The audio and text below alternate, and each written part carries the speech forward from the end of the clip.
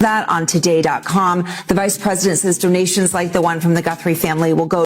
But in this episode, I want to get to the latest on the investigation and this interview that I had for News Nation with a source close to the investigation. This was never meant to be found. Not by investigators, not by analysts, and definitely not by the public. But at exactly 3:17 a.m., a $200 Bitcoin transfer appeared inside the blockchain system tied to the Nancy Guthrie case. No verified sender, no confirmed receiver, no explanation, just a single transaction buried inside millions of others. At first, it was ignored, classified as irrelevant. But then the system changed, because within seconds of that transfer, connected wallet clusters began to react. Dormant addresses suddenly activated, hidden paths reopened, and that's when investigators saw something they weren't prepared for. Names started appearing in internal linkage reports. Nancy Guthrie, Annie Guthrie, Tommaso Cioni, not as confirmed suspects, but as connected digital points inside a network that should not have existed. One forensic analyst allegedly described it as, "This is not movement, this is response behavior."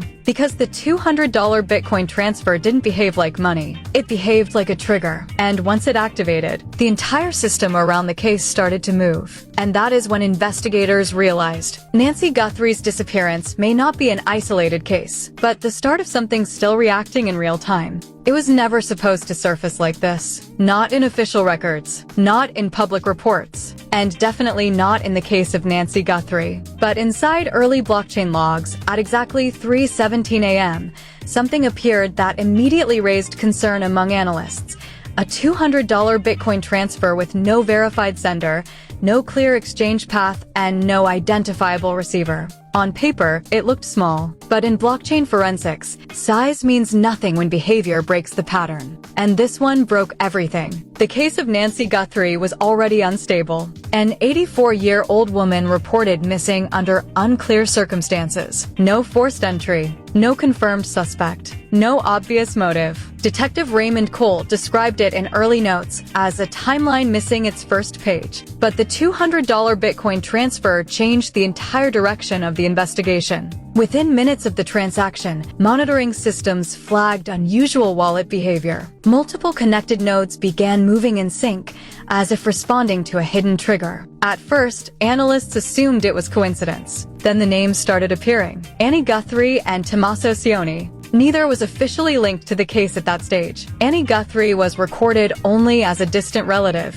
Tommaso Cioni appeared in unrelated financial archives with no known connection. But blockchain correlation does not rely on assumptions. It relies on repetition. And both names began appearing repeatedly inside hidden transaction clusters tied to the $200 Bitcoin movement. One forensic analyst later described it as behavioral echo patterns, where unrelated accounts begin mirroring activity without direct contact. That was the first warning sign. The second was the structure of the transaction itself. The $200 Bitcoin did not pass through a normal exchange route. Instead, it moved through layered wallets, each active for only seconds before disappearing from trace logs. A technique investigators later identified as hop fragmentation, not money transfer, concealment behavior. Detective Cole ordered a full mapping of the transaction chain.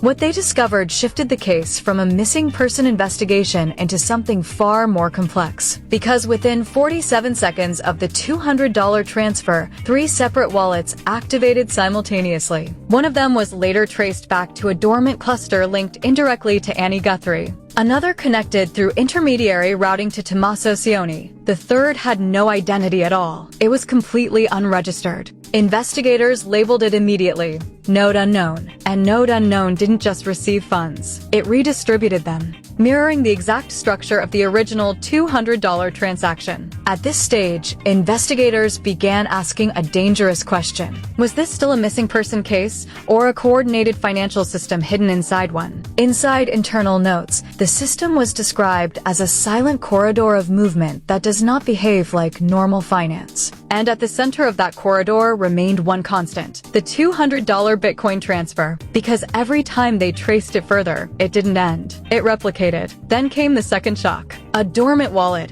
inactive for over 400 days, suddenly reactivated. Its activation timestamp matched the $200 transfer window almost exactly. That wallet showed indirect routing links to Tommaso Cioni, and it executed a mirror transaction. $200. Same value, different chain, different direction. At that point, investigators stopped calling it coincidence. One senior analyst reportedly said, "This is not random movement. This is structured response." And for the first time, Annie Guthrie and Tommaso Cioni were officially added into internal correlation mapping, not as suspects, but as behavioral nodes. Still, nothing was confirmed publicly, but the system was already changing. Wallets were no longer just moving, they were reacting. And at the center of it all remained the same unresolved anomaly, a $200 Bitcoin transfer that should have meant nothing, but instead, it appeared to have started everything. After the $200 Bitcoin transfer, the investigation into Nancy Guthrie stopped behaving like a normal missing person case. It started behaving like a system.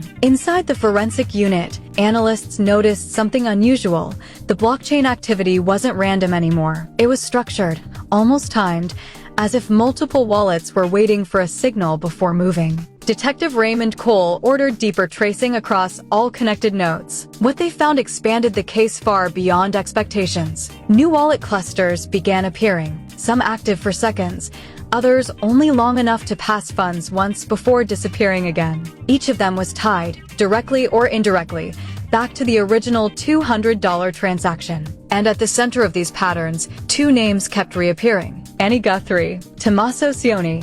This time, investigators could no longer ignore it. Even though there was still no official accusation, the correlation density was increasing. Their financial footprints were overlapping in ways that shouldn't have been possible without direct coordination. One analyst described it in an internal report as cross-linked behavior under pressure conditions, meaning the system was reacting. Then came the second development. A classified briefing note, never meant for public release, introduced a concept investigators began calling the silent corridor. It referred to a hidden layer of blockchain movement that did not follow standard transaction logic. Instead, it behaved like a distributed chain of responses. Every time one wallet was traced, another activated elsewhere. Every time one route was blocked, a new one formed. And every cycle still referenced the original $200 Bitcoin transfer. But what made things worse was what happened next. A dormant cluster associated with European routing data suddenly activated. That cluster was tied to Tommaso Cioni through indirect exchange metadata. Within seconds, it executed a mirror transaction.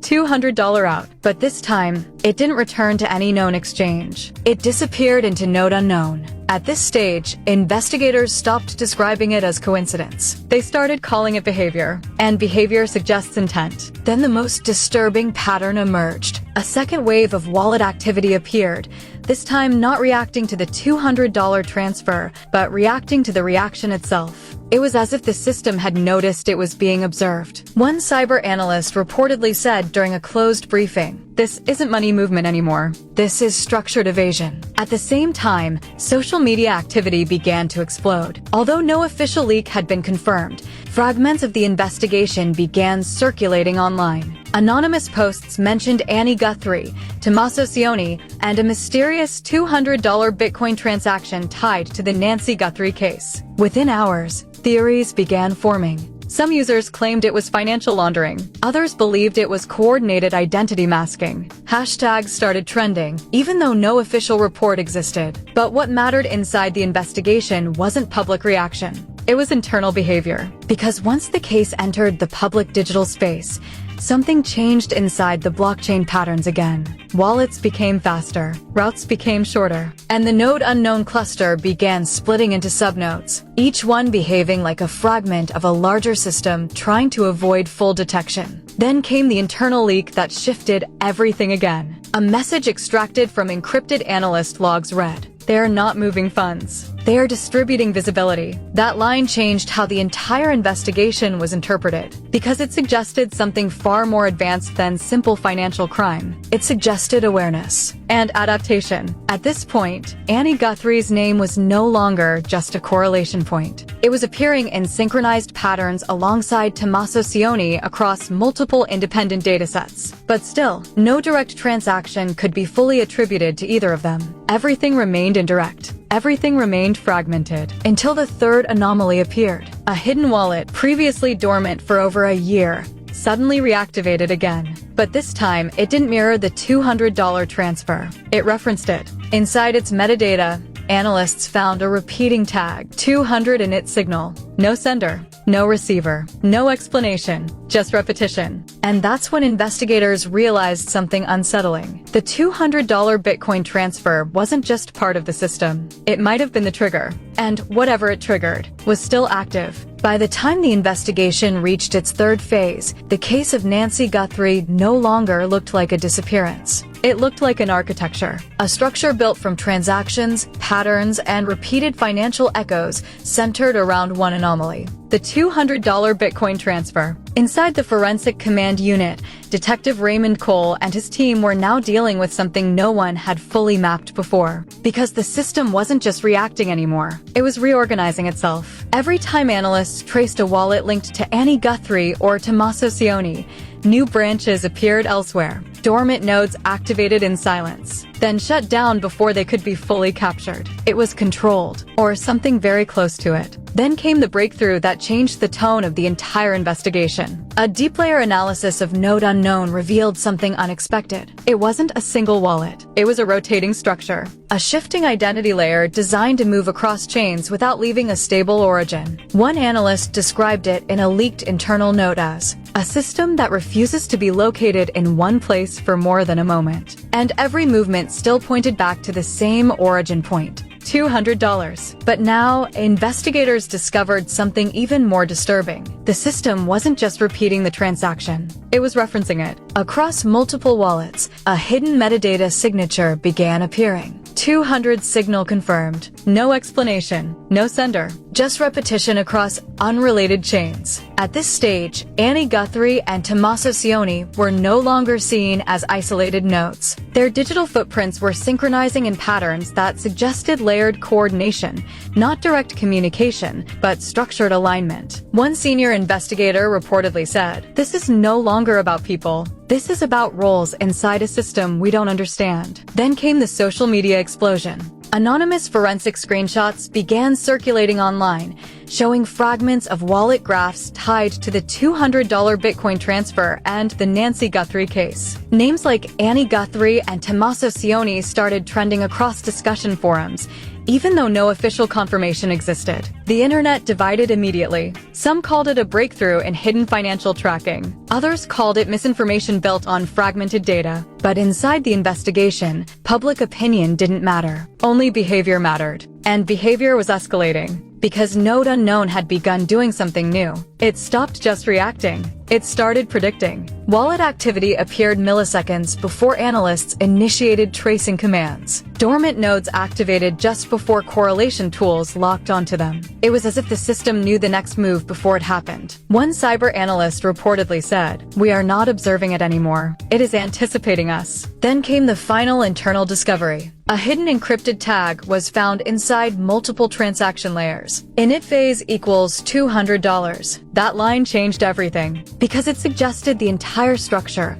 every wallet, every movement, every mirrored transaction, was anchored to a single initiation event. Not a random transfer, a controlled trigger. The $200 Bitcoin transfer was no longer being treated as an anomaly. It was being treated as the starting key of the system. And then, the final twist emerged inside the forensic logs. A dormant wallet cluster, previously disconnected from Annie Guthrie, Tommaso Cioni, and Node Unknown, activated one last time. But this activation was different. It didn't send funds. It sent a message. A single line embedded in transaction metadata. Observation complete. Immediately after, every connected wallet went silent. No movement. No fragmentation. No reaction. Just stillness. As if the system had either shut down or finished what it came to do. Detective Raymond Cole's final note in the case file was short. Either we reached the end of the network, or the network reached its end with us. And that leaves the investigation with one unanswered question.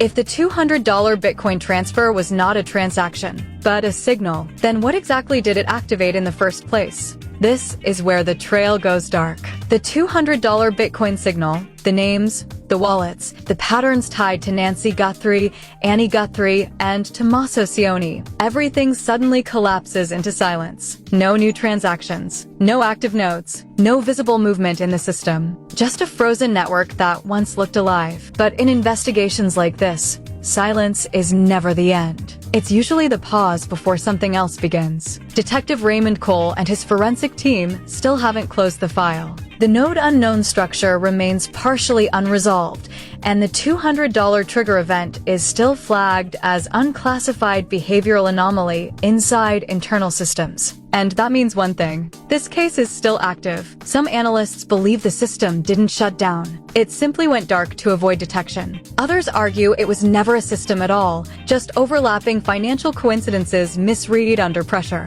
But nobody has a complete answer. Not yet. And that uncertainty is exactly why this investigation continues to circulate in private forensic circles and underground data discussions. Because every time someone re-examines the $200 Bitcoin transfer, they find something slightly different. A missing link, a hidden pattern, a new name that wasn't there before. So the question now is not what happened. The question is what is still hidden inside it. If you want to stay ahead of the next update in this case, you already know what to do. Subscribe. Because if this network is still active, the next signal could appear at any time. And when it does, it might not start with $200 again. It might start with something even harder to trace.